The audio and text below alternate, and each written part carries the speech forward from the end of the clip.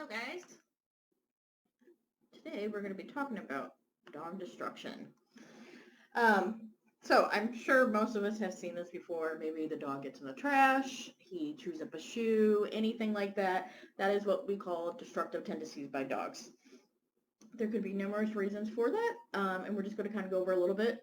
The first thing is you kind of want to understand if it's just because they're bored or if there's something more serious going on. We went over a little bit about separation anxiety in a separate video. If you want to go back and look at that, that can happen if the dog is having serious anxiety while you're gone. A good way to know is while you're home, or is the dog doing it, or is it only happening when you're leaving? And what I mean by home, like if you leave him in a room while you just are going someplace else, is he chewing, getting everything, or is it just whenever you are like actually out the house?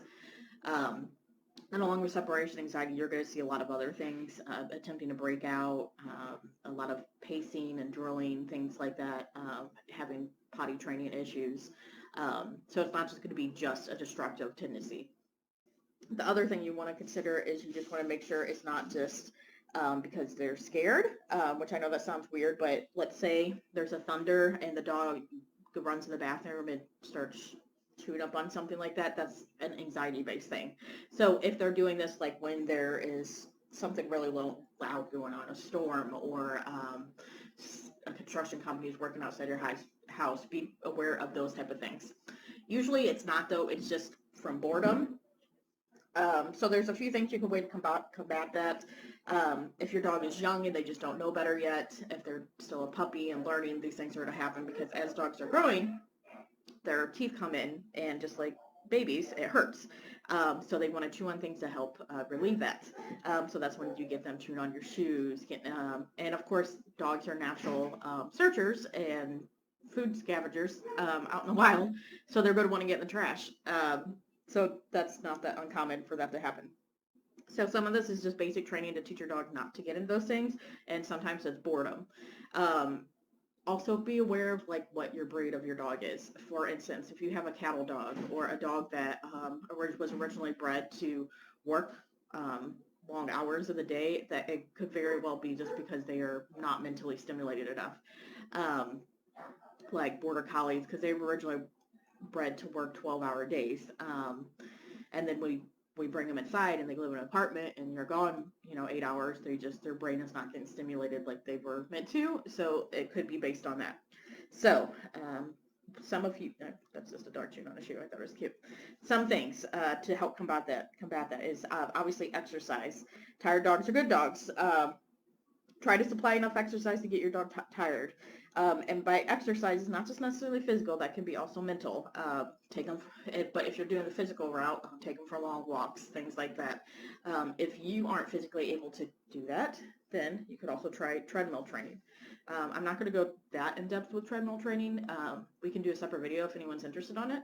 But it is another option if like you just can't do the constant 1 mile walk a day for whatever reason, time or physical reasons. You can do treadmill training.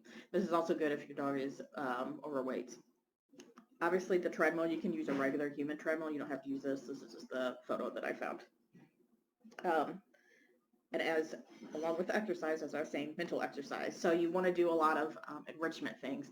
We've been covering tons of enrichment the past couple weeks, so there's tons of different options. You can go back and watch the videos, but those are all very good at working with mental boredom.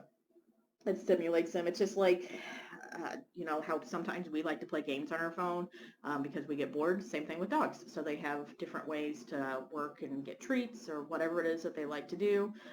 Just keeps them mentally stimulated. The other thing you could try is certain types of bones. Antler bones are great. I really like bit of bones and nylar bones. They're very sturdy. You can try other types of bones. Just be cautious what type they are and if they need to be supervised around them. Some bones can flake off, and by bones I mean like more actual natural bones, or like rawhides. Obviously you've heard the horror stories about dogs choking on them. Those need to be supervised if you're using them. So just be aware what you're using, but this also, especially if they're still a puppy and they're being destructive, these will help with their teeth issues if that's why they're doing it. If they're chewing on their shoes because they want to relieve that teeth pain, give them a bone and something like that. The other thing is you have to dog proof, just like how you do with babies. So it might be, you might have to gate off certain areas of your house. You can get a simple gate. You can use baby gates, but mean that you have to keep doors in your house closed. The same thing with babies and kids. The same thing with dogs. Another thing that I love is these new trash cans they started making is where they go under the cabinets. They can pretty much install to any cabinet size. You just have to get the right one. But these are amazing because the dogs cannot get in there. And you can even put baby locks on the cabinet doors so they can't get in there. So I thought this was, they didn't make this for dogs, but it works perfectly for dogs who like to get in the trash. Some dogs just, they can't help it. It's just in their genes. They were meant to sniff out for food. So this is their favorite thing to do. So this is an easy way to proof it to keep them from doing that. Another good option, if your dog is getting really bored during the day, try doggy daycare if he or she is able to do that. When I worked there, we would get a lot of like the cattle type dogs, dogs that like were normally working dogs, because, and it's very, very smart and good pet ownership if you're able to do that, because that's keeping those dogs mentally stimulated all throughout the day.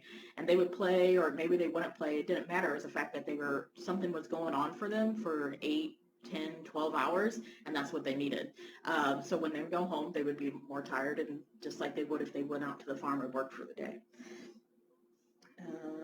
Okay, so that's the last slide I have. I have a good handout on this as well.